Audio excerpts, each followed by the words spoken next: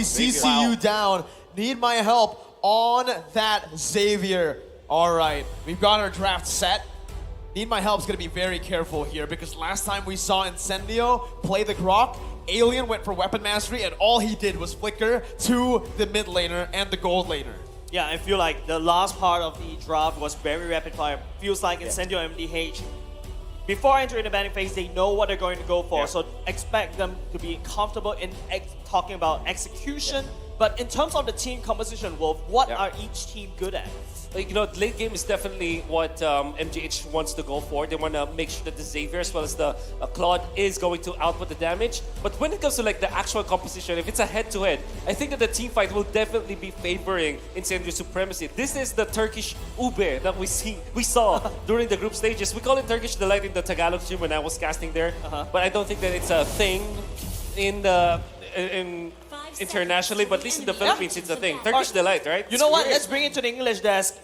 Going for the Ube strat as well. It is going to be Incendio going up against MDH in game number 1. First, this is the best of 3, mind you. So first team that wins will definitely gain that momentum. And so far, we've seen that the first game really matters a lot, especially considering both these teams run on momentum too.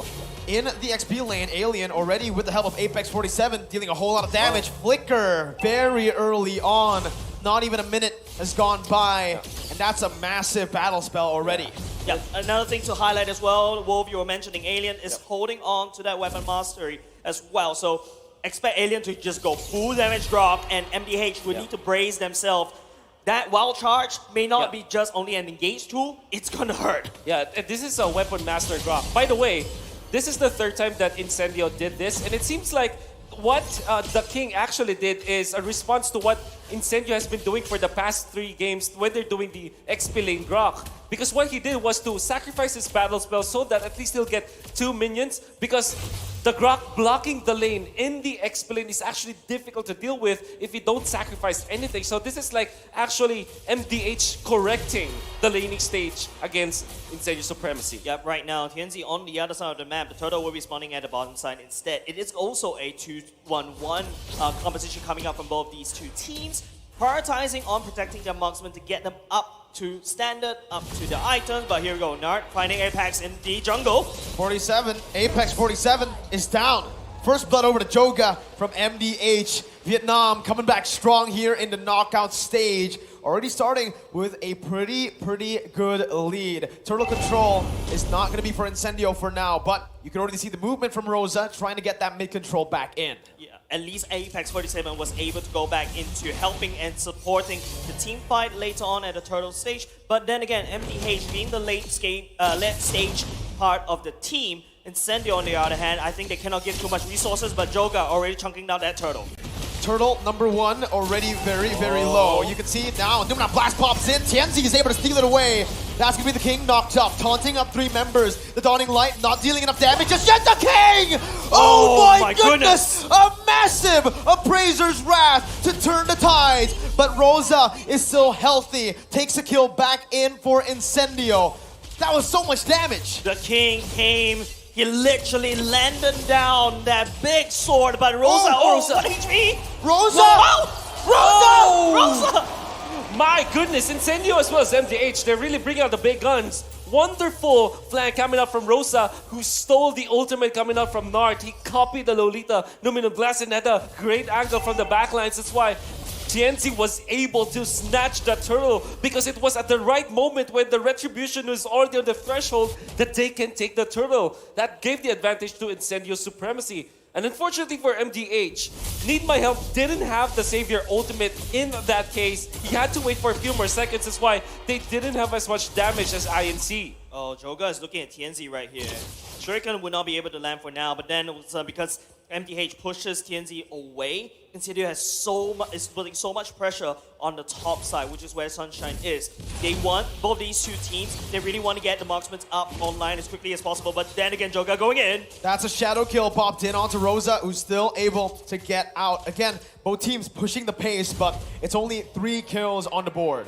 It's not too far away, Mirko. Like right now, but hold on. Mobilization coming in, Numenon Blast charged in. Rosa gonna be stunned up with Apex. Nart finds a massive stun, and it's followed through very, very well by MDH. 3-1. And hey, last time, most of the talents predicted RSG, they lost. Now, Dude, Merkel, most of the don't bring talents it up. are predicting Incendio. Why are you bringing this up? In the meantime, it is going to be Incendio. They need to put some pressure on Joga, but here we go. Alien versus the world, knocked up, stunned up, but has the wild charge to get out. When you see a Grok doing that as a defensive, it doesn't look good, right? Yeah, 3 members of MDH have physical damage, and with the Weapon Master Grok and the XP lane, he's very tanky against those heroes. The King again in the front lines, getting the He's HP so- back in, and No that's way. Alien! He's so tanky. Finds the turtle! Joga jumps in with the quad shadow and the shadow kill, but it's Tianzi who finds the kill back. Rosa stole it away. Nart now gonna be the target down, as that's gonna be the sustainability from Incendio. Tianzi finding a double kill with the decimation. The double kill decimation on top of TNZ is going to allow him to snowball out of control, and that's exactly not what MDH want to do. They have a very strong control in the early part of the game, but they let it go. No, the Grok is just with 2 Legion Swords and a Fury Hammer with the Weapon Master. He's very tanky against physical attack, and he even dodged the Savior attacks. The moment that you saw the Power of Nature, you have to avoid that because that's gonna hurt. Even just the first kill of the Grok at this point is going to tear down the defenses of MDH, who apparently only has 1 physical defensive item, which is on the Lolita, and that's not gonna be enough. Yep, the Leslie has already have the Berserker Fury. That is a big item housed by Incendio, who's already starting to get the necessary items to basically scale out of control. MDH need to find some way to stem that bleed, but TNZ is already hard invading. All right, I have a question. How much damage does Alien do with the first ability? Because Joga did not even get a chance to retreat. That was just all Alien. Exactly. I think it's, if I would guess, it's South of the 1.6k. Yeah. What? At that point, early on, that's actually a lot. That's a retribution. That's a retribution, basically.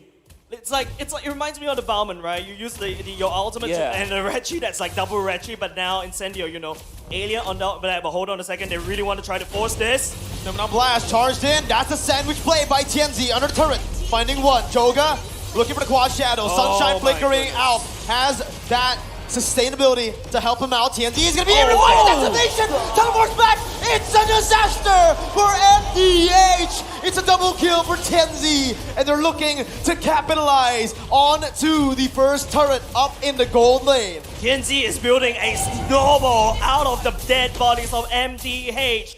Incendio, on the other hand, is just so strong against MDH. I thought there was a chance for MDH, but then Incendio snuff it out. And they get the turtle, they get the turret up top too. In fact, inching the lead out to what? Maybe 6,000 gold up at this moment. You're gonna have to hand it to INC. This Turkish delight strategy with their Estes is just so good! It's not a delight, Oh, man. Look my at that! Alien goodness. jumps in with a wild charge! Oh my goodness, the healing comes in clutch too. The King unable to find the Appraiser's wrath. And again, I do believe it's not a Turkish delight because MDH are not enjoying Oh, it. they're not enjoying, definitely. The moment that you see someone not dying for INC, the sustain is gonna be there. So MDH, the only way for them to engage is to get a pick off. All in on one hero, eliminate that. The moment that you don't get a lethal initiation against Incendio, you're in big trouble because now you have overextended, they can easily punish, and there's no team fight for you afterwards. The worst part is just take a look at MDH, the state of their map. It's looking very dark. On the other hand, Incendio, you know, they've got all the defensive structures up. They have all the time in the world. MDH is not allowed to scale all the way to the later parts of the game. But even with the Claw, take a look at the items. Golden Staff as well as the Demon Hunter Sword already built. Claw is already online, but it's just MDH unable to find the initiation. I have to ask you this question again, Wolf, right? We mentioned this during the draft. MDH likes to go for the late game draft. Alien not taking any damage, just walks back, absolute Chad, gets the wild charge too, and the King is gonna be the one who has to back off. My goodness, but back again. Early game comp from Incendio, MDH with the late game comp. Can they withstand the storm? Oh, if they do a mass damage onto Need My Help and they keep them alive, maybe there will be a chance. And Joga, unfortunately, he picked up the Hayabusa against a team that likes to play the Estes. And Incendio Supremacy will now be separating themselves from each other. The only outlier might be the Grok Alien, which is a physical defensive beast. So to answer your question, it will take a lot of mistakes from Incendio Supremacy for MDH to win it in the late game. But if you're on this stage right now, you do not want to bank on your enemy's mistakes. You want to be the one that's creating opportunities, right, guys? But from the side of the Claude, I'm looking at him. He needs to try to find the backline. But then again, it's just the Apex 47 just shut down every single plan that MDH have. Incendio technically don't have a back line. Sunshine, you can mention Sunshine, but hey, he's always in the middle, not the back. The person at the back is actually Apex 47, who now already has the immortality. It is a free lord. 9 minutes in towards Incendio. 7.7 thousand gold lead, and MDH again, like you mentioned, Wolf, they need to bank on a mistake at this point. See, if you see a Grok like with a first skill, dealing what 2.6k damage on. I'm out of here. I'm not playing. Gonna this get anymore. out of there. Just I think he's building up. He already has Pepsi, so Oh my God. with wild charge from the bush, he is gonna pack up a punch. A punch? You mean getting knocked up in the Is air? that what you call a punch in the Philippines? course. That is not a punch. That's not a Definitely not a punch. Because Incendio right now, they're marching down with that Lord on the top side. MDH, you saw, even with Xavier, the items, it's not enough damage to do anything at all. The ultimate just barely tickles the Lord, not even trying to steal that Lord away. Oh man, it just, again, so hard for MDH right now. They want to scale up, but they're not given any room to play with. Tianzi walks up, can take all the damage, can get stunned up, but it doesn't matter. He's on a Martis. It's just so hard to watch, ladies and Oh! gents, especially from the side of MDH right here. Incendio already setting up the siege point now. It's going to be the top side. The Lord's already marching in. Sunshine can attack from a long point. Yes, there's a scout, but it's only stating the obvious. MDH and Incendio is obviously leaning towards the top side. What a godly lane freeze here. They utilize the Oh Grok my God. so that they'll be able to easily take some of the outer lanes, and now they have the Lord on their side up top. Well, one thing that MDH has going for them is that high ground. Alien! With the flicker onto Nart, that's the cancel, and that will give them the free base turret. The King gonna be caught in the middle of that fight. It's still a good defense by MDH. It looks super good for Incendio, but MDH, wow, again, that high ground power is working out for them. Man, MDH, that could have gone so worse. Look at the Dawning Light, just barely tickles Incendio right now. They're so far ahead. Sunshine's already taken up top. It's going to be a fight. That's the sustainability right now as Tianzi jumps in, disrupting everything. Gonna be taken down. Tianzi was waiting there for the BMI. Now it's gonna be Need My Help, who's gonna have to back off. Apex 47 Rosa. smacks. Nart falls. The King now gonna be able to actually get back to the base.